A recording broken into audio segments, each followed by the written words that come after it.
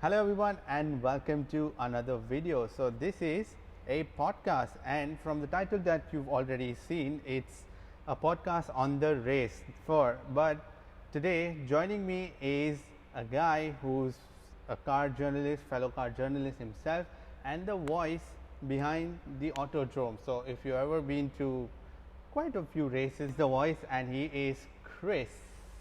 Thank you very a much. good friend of mine. Thank you if very I can much. say that. Yep. I am, right? Yeah. Yeah. I am. Thank you very much, Ritesh, for the introduction. Yeah, of course, the voice of the Autodrome, yes, Marina, and of course Yes, the golf Marina, the yes. golf 12 hour as well. So many. I may have forgotten like quite a lot. So because we've just recently been introduced. I think about a year or so. A year or so. So Coronavirus has hit us, so it's been a bit difficult for us to obviously get together and sit down. And speaking of the Autodrome, good news for racing fans here is that the season is coming back in full swing. Yeah. I've heard it's going to be, I think it's early November, judging by the message I received today. Unfortunately, there won't be any commentary due to coronavirus. And no spectators either. So you're going to have to get all your information about the series online. I think you can head over to the Dubai Autodrome or whoever's handling it is. At least the golf 12 hours is back though in January. Yeah, that's especially what happened last. And speaking of, golf 12 hours is held at the Abu Dhabi racetrack. Okay. F1 has been announced for, was it December 14th? December 14th, yeah. But that's not, we're not talking about that, are we? Yeah, we are talking about the Eifel GP. A very interesting one. So this is probably a series that we are starting. So every now and then we'll come around after the race, and then we're going to be discussing a few things. Some may be pointless, but who cares? We are just there to just discuss the race with you guys. So let's start things off. Let me first tell me. So he's got a lot of notes that he's prepared and gotten for me. So we're going to be discussing that also. But who was your favorite to win for this race?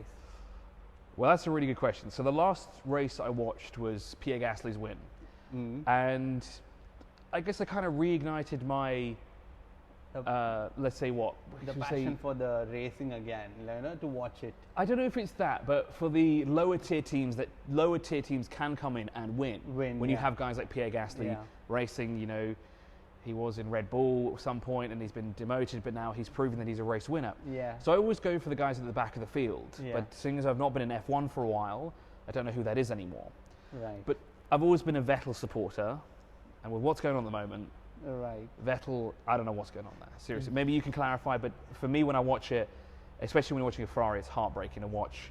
I mean, yeah, so since 2019, I think this whole thing started up where Vettel was sort of losing his confidence in the car itself, and he's had a few 360s also on the track. And then obviously there have been reports that Ferrari and their relationship has been going a little downwards from 2019, especially after Leclerc was introduced to the team and he was being favored in the team as the number one quietly. Not Ferrari has been very notorious about that, right? Like, they wouldn't openly support that, okay, this is our number one driver, but they'll be very clear with their behavior that, this is our guy. And then came 2020, and then, so Vettel was complaining about his car not being fine, and then Ferrari wasn't ready to accept that. But then 6 races, I think, or 7 races, which was 2 races back, they decided to check his car, and there was actually some problem with his chassis.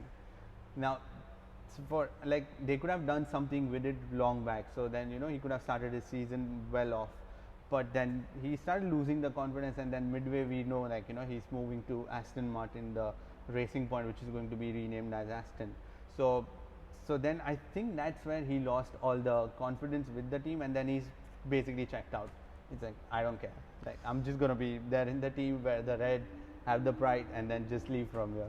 Well, let's hope with him moving to Aston Martin things will get a bit better. But it's just the other thing that really sparked my interest in the race as well was seeing Romain Grosjean finish 9th and seeing a Haas car up in the top 10.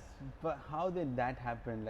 So no one was focusing on Grosjean actually, because honestly, whenever there's Grosjean on the track, you expect some sort of action going on, either into someone or someone goes into him. So that is something. But in this particular race, he also complained about having his index finger injured because of a something stone. To do with gravel, gravel. Yeah. Of all the things, Kimi's car was ahead of him at the start, and then he went into the ditch, and then he threw some stone, and then I don't know how. That's just and a weird injury that I've never heard from any driver ever. Look, we want to say it's an excuse, but I'm not a Formula One driver. Yeah. I'm not in the best shape to be a Formula One driver, but maybe, you know, his fingers are smaller, a little bit of rock hits it, hurts him. So actually, Sky Sports actually showed a footage where they showed like at that exact corner, it's like a right-hander where Kimi went off and he was behind. So when they are turning right, the fingers are ever so slightly, you know, exposed above that body, the nose in the front.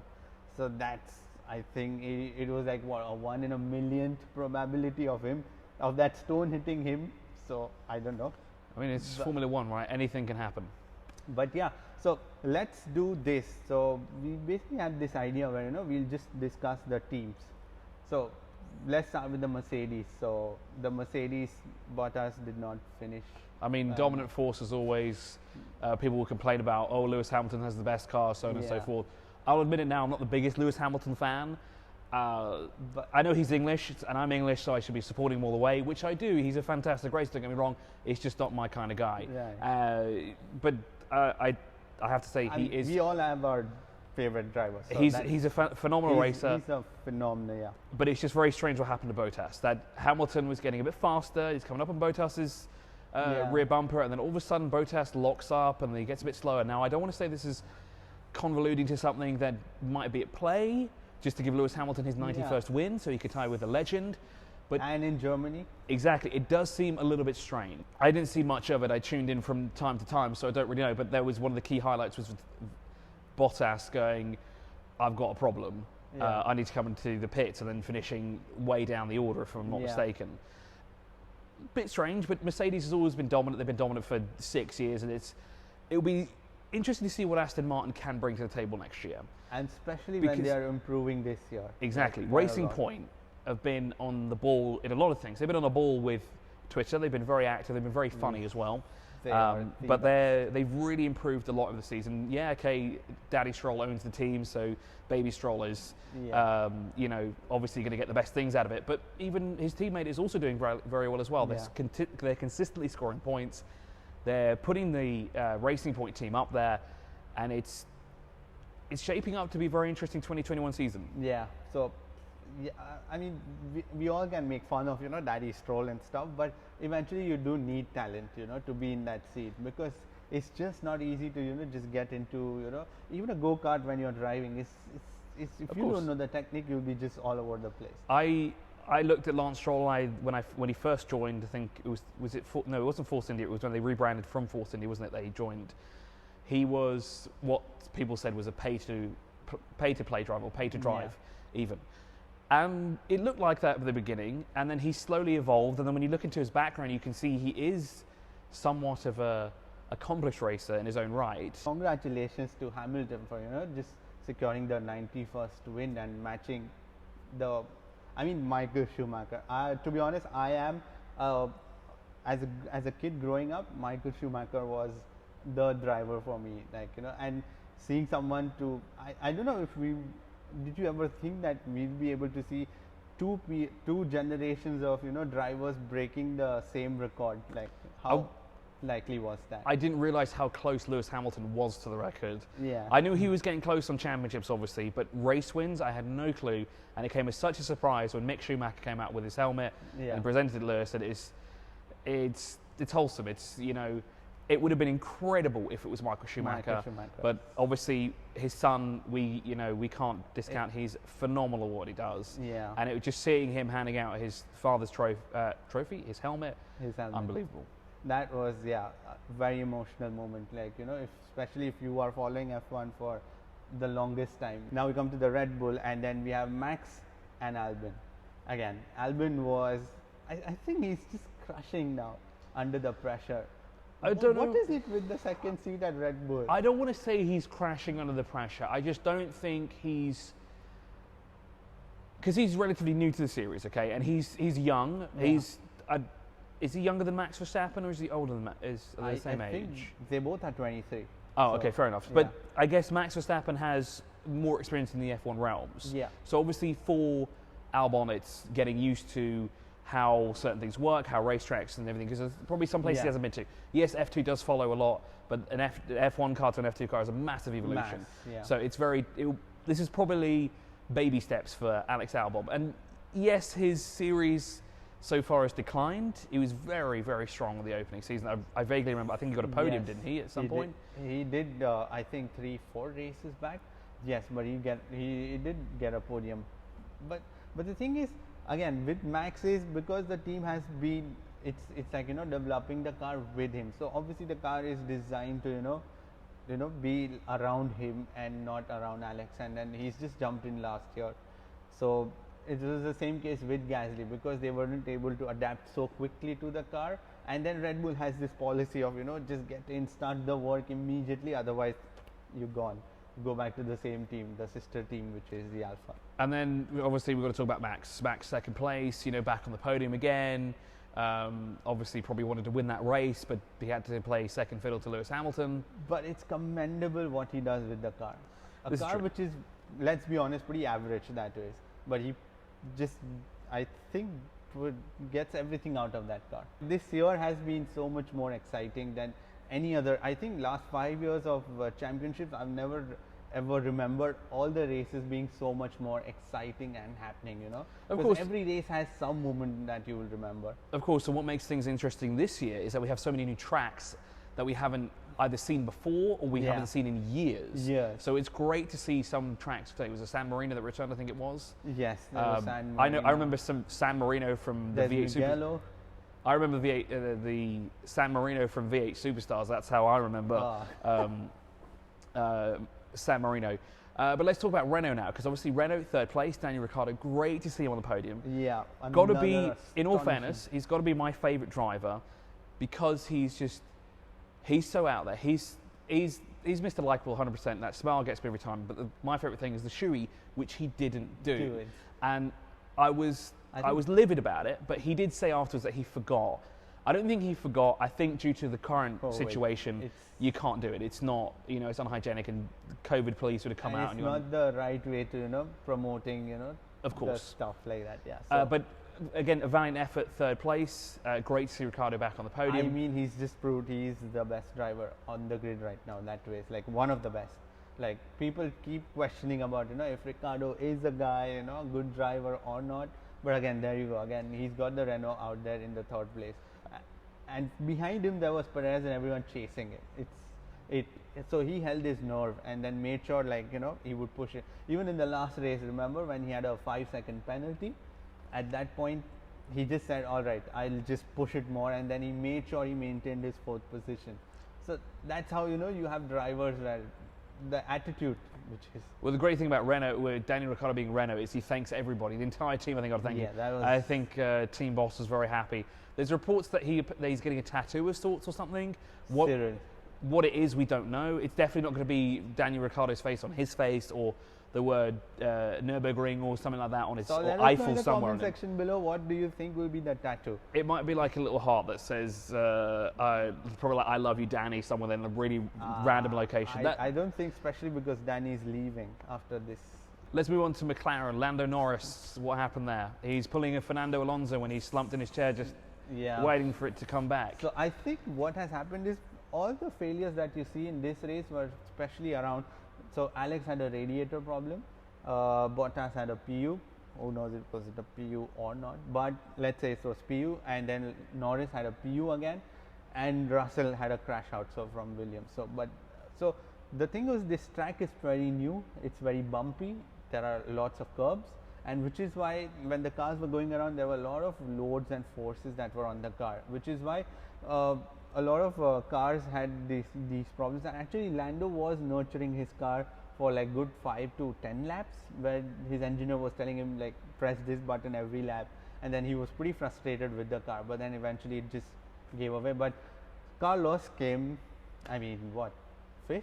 Yeah, Carlos was 5th. So McLaren are inching their way up, and I think by next year they should be, especially with the Mercedes powertrain that they are going to get in the next season. So it's something to look up to for McLaren, and it's a positive thing. Like they've struggled for 4 years, 5 years now. So the next, I think, is AlphaTauri. Well, we spoke about AlphaTauri before, didn't we? We spoke about Pierre Gasly and his teammate. I actually wish more, like, Gasly would perform more and more, because he's got he's such a fine talent. And then the next is what, Alfa Romeo. So Kimi Raikkonen, 323 races. That was something. So he's in his own league, achieving records, breaking them. So he's what, 38 now, or he's 40?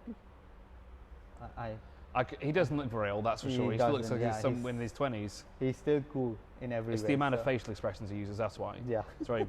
But that's the thing. And Giovinazzi, he scored a 10, but I don't think it's a little late now for him to perform, because I guess he's losing his seat anyways. So probably to make Schumacher, like you said earlier before. Yeah. So and then the Haas next. Well, we said Romain Grosjean was 9th after even though he had his finger boo boo, and Kevin Magnussen. Again, I think Magnussen also had a issue, right, in between, or was it not? No, that was so obviously Grosjean. Yeah. Kevin Magnussen's F1 career has not been the best. I want to say it's remnant to his father's, Jan Magnussen, an accomplished Le Mans racer. He's racing, I think, in TCR Denmark this year. Accomplished racer, IMSA racing as well, multiple-time champion. For those who've been watching F1 for years, you'll remember his season. He was deemed to be the next best thing. Yeah. And unfortunately, just didn't go well. He just didn't have the cards for it. And no, I mean, Kevin Magnussen, great character. He's great behind the wheel, but he just hasn't got the car to support him. Yeah. It's great to see an American car. But it just, yeah. And Haas has had like a very sort of not exactly the best years, because they had one season which was very good, like in 16. Then again they had a dip, and then they went more down after that later on. Then this season isn't going to be better, and the next year I'm pretty sure, because they aren't allowed to change their cars or design or anything in any way. So I don't see any improvement, and that just means he's stuck.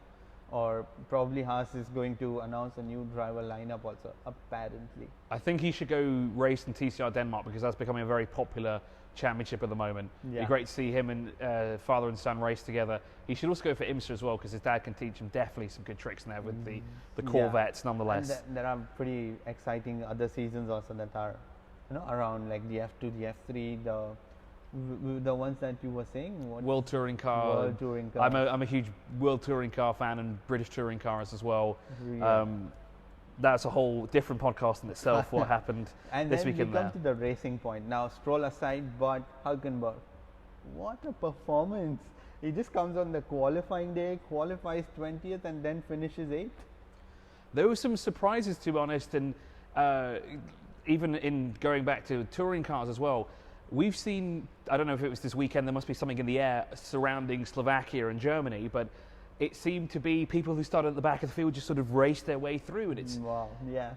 But I don't know what's happened. I really don't. For us, it's just pure racing, and that's more fun. Like, this is what we... It's a shame that we didn't get to see all the overtakes that he had done throughout the race, but yeah, I wish there was a special clip which just showed how many places he made up throughout the race, So that would be fun to watch. Yeah, well, that's one reason I like British touring cars, because they have not Sky Sports. ITV4 has and ITV3 is it? I can't remember. They have the scoreboard on the left, and they show the positions gained, whether it's up, down, or they haven't moved at all. So that's great.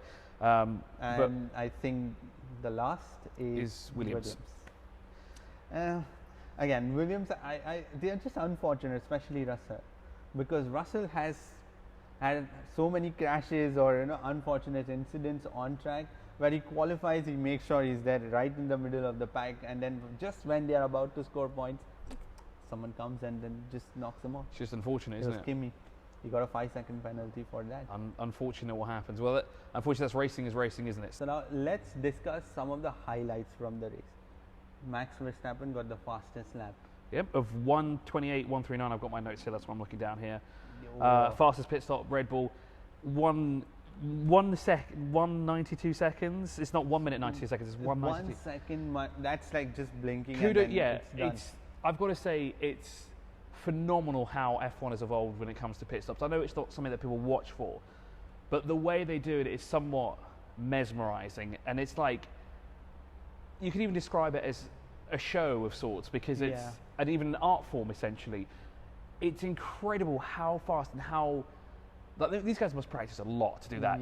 Up on the jacks, put the tires in, put the fuel in, literally that fuel pump, can we have them at Enoch and everything, please? Yeah. That's just incredible how fast they go, you know. And they go through, so if the drivers are going through so much of training, even the pit crew actually goes through a lot of training, you know, and especially the 3 days, they are just right from the day the practice starts, they are doing their practice of, you know, changing the wheels again and again and again. So this is how, and Red Bull has been a master of that.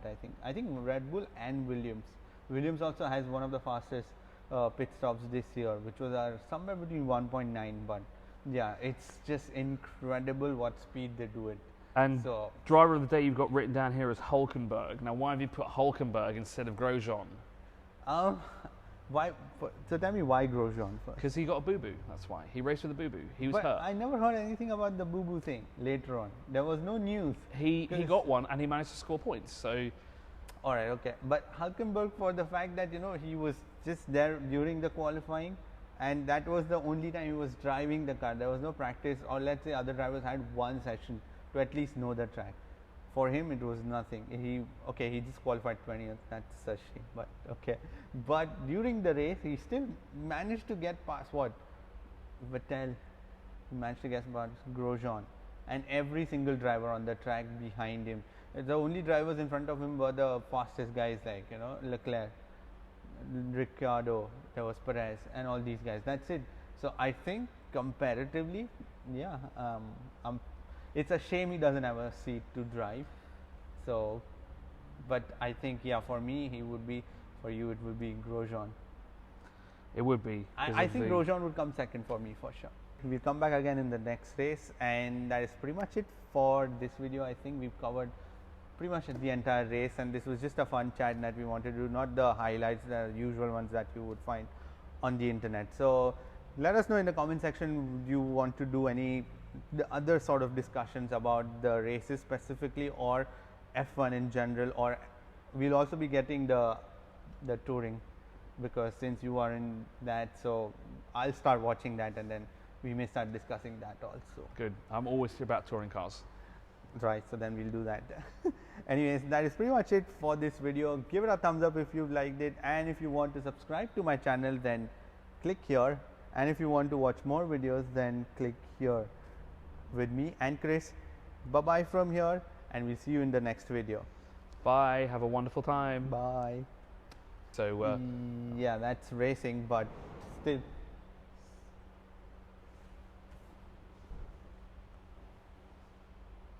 What is it? Yes? Yes? I saw it on this screen here, and I was like, what the hell's going on here? Yeah, which is, I was wondering why you're seeing.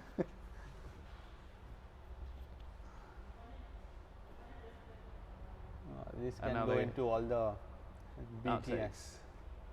Now watch them, they're gonna walk in and out like 100 times now. I'm surprised they didn't see the camera and come walk up to it every time this happens.